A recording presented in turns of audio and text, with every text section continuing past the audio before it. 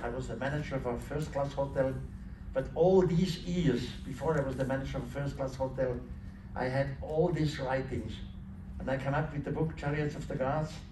The title in Germany was Erinnerungen an die Zukunft.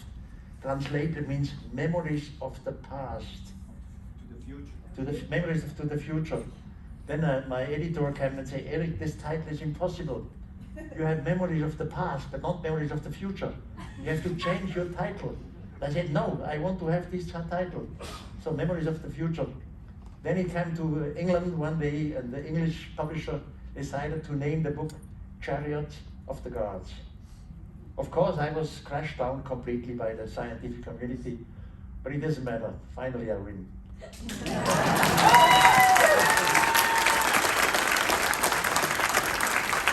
Now I start from the very beginning. The calendar started because it was the day when the gods descended. And they showed this descending also today in their sculpture and their buildings. And I can prove that's very easy. Most of you have been here, Chichen Itza, Mexico. Now you stand before this pyramid. You see, if we would be now in Egypt, and not in Central America, if we would be in Egypt, the pyramids had one side east-west. Zeigst das? Und? In Egypt, the pyramid would have one side north-south, east-west. But we are not in Egypt, we are in Central America. And so you see, the north-south line crosses the pyramid, different to Egypt. And this they did on purpose, because with this, they could prove to our societies, through the centuries and thousands of years, the descending of the gods. Because of this astronomical orientation, and because of the angle, and because of the 9 steps, every year, go there on March 20th. In the morning the sun rises up. And because of the pyramid, the step, the angle, light and shadow, a beam of light and shadow, comes exactly on the staircase where God Kukulkan is represented. And you see it now, the sun rises, and the light and shadow triangle descends on the stair. Exactly on the stair, not 2 meters behind it. Exactly on. It was astronomical knowledge, and they did it perfectly. They descended from the sky, the gods, and they left the message not only in their written form, but also in the buildings. And we can prove it today. A gigantic platform of stone. We Spanish, we are not able to move this platform. How did you move it? And the Inca modestly said, we didn't. It was the gods who made this in one simple night. Normally, a local tribe or the leader of a local tribe is proud of what its culture has done. We did it, we were able, we have done it. But they say no, it was not us. It was the gods who made it in one simple night. Why should extraterrestrials make such a thing? They will use something like a space camp, like a camp, a base camp. A base camp for using their tools, their metals, their instruments, to protect them against animals, to protect them against the storm and the wind, to protect them against humans. So they use a base camp. And now they make their teaching, they study the humans, and one day they disappear again, and what is left is a space camp. And the natives now come and touch the walls and say, hey, this was made by the gods. And now they try to copy it. They do something similar, which they are not able. Now here in Pumapunku, you see, for example, this is one of the many stone blocks with so many angels. Winkel, was in Winkel? Angles, yes. Oh. To make this stone has to fit into another stone. Now every little piece which was cut out has to fit in it. That means planning. Somebody like an engineer had to sit down somewhere and to make a planning. You don't have one of these stones, you have 100 of them, and they had to fit together. So somebody had to plan, like an engineer. What are you doing here? And bakshish I'm not talking about I give you $20. I get it. Hey, bakshish. You pay a lot. So finally we had the chance. One of the old scientists from Egypt, he took Ramon and me into a wall, before a wall. Here we are. It's gonna say another, yeah. You see, from there you come in a room. You just see the room. Now, you see, these staircases are, the metal is from our day, that's not from antiquity. And here from this room you go down, right a shaft. Right down under the plateau of the pyramids. Then you end, and the shaft is so large, it's large enough that you had room for 2 ladders. Then you come to a room, a small room in between. In the room, 7 niches are cut out of the rock, but only in 2 niches are sarcophaguses. One is made out of black basalt. Basalt is volcanic rock. And the other one is made out of granite. Archaeologists told us that when they found these sarcophaguses, they were empty. I cannot control them if this is true or not. I have my doubts. Now from this situation, you go back again, deeper and deeper, the next shaft. Now this is not the same shaft as before. You will see it. Before we had 2 ladders. Now we have only 1 ladder. Not the same shaft. So finally, you are more than 52 meters in under the pyramid plateau. And there you smell the water, but you see nothing. We could not make flashlights, it would reflect all this. We had our lamps, of course, and Taschenlampe, a flashing light. So we were looking, and crawling on the, smelling the water, and finally we found there is water, like Herodotus told us.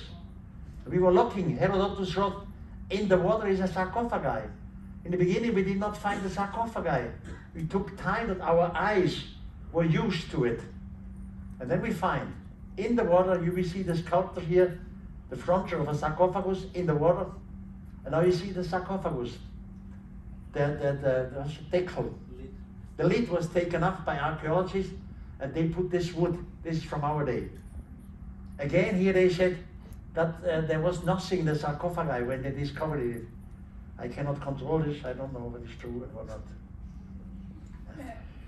Of course, had radar. The robot had lights, and you just the. It's not very good. Video doet niet. Hey, we need the video here. Technique, where's the video?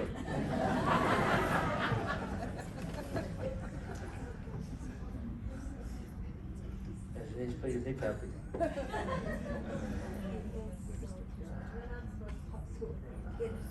And they put a camera into the hole. And what they saw, 23 centimeters behind that first door is simply a second door. The second door was closing again, so there are rooms. Now the second door, they could not break it up with making a hole, so they used an endoscope. They had a new robot called Jedi. Jedi, by the way, is the Egyptian name of Cheops. And with this robot, they had an endoscope. And with the endoscope, they go down inside, under the door.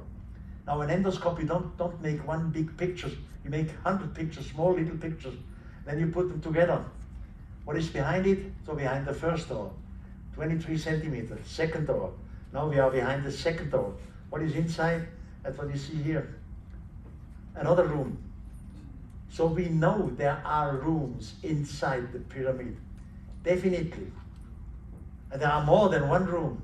In the meantime, by modern LIDAR technology, you can measure, you can go with radar through the stones of the pyramid. You know, there are many holes, many rooms, many shafts inside the pyramid. It's a bunch of holes and rooms. All this means planning. Planning means engineering. You cannot just finish the pyramid and now some high priest can I need now a shaft in there. Forget it, you have to plan it before. The shaft has to be exactly at the right position. Engineering, planning. They knew what they were doing inside the Great Pyramid. They are rooms, they are artifacts, they are writings still today. But we should obviously not be able or understandable to receive the message or there. I think the time is ripe. We should understand all these things. Change the theme here, broccoli, Television, documentaries, they speak about the gods, about the pottery, about the cult, but never of this. This is original Nazca, ladies and gentlemen. I flew for days and days in the early morning over Nazca. I made these films and photographs, and they are never shown in television. What does this look like? You never see them in television. We just see the fishes, the birds, the monkeys, and all that garbage. Science has come up with all kind of explanation what Nazca was. They said these lines are Inca streets. Phenomenal. Streets which start abruptly, end abruptly, lead nowhere. They said no, it is a cult for the mountain gods. You can die in cults, it's all cult together, but they never come to the truth. Now these are acre plots. Acre plots. It is a pre-Inca sport place. Something like a pre-Inca Olympia. It is all a Fata Morgana. It is a world cultural atlas. It is an astronomical calendar. These are lines for the cult, it doesn't matter what cult. Now, ladies and gentlemen, please memorize that picture. Put it deep into your gray cells. This is Nazca. In Peru, you never see these pictures, never. They show you fishes and monkeys and spiders and birds. The next cult of... But you never see these pictures. Make photographs of it. This is Nazca.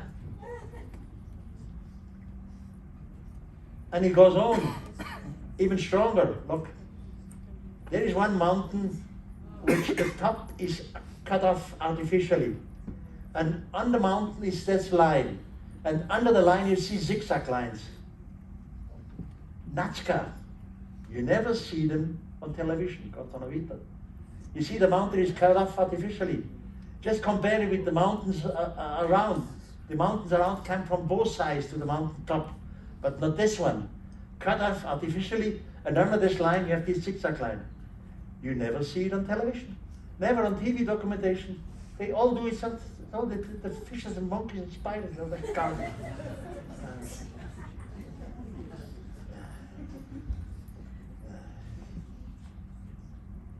In the meantime,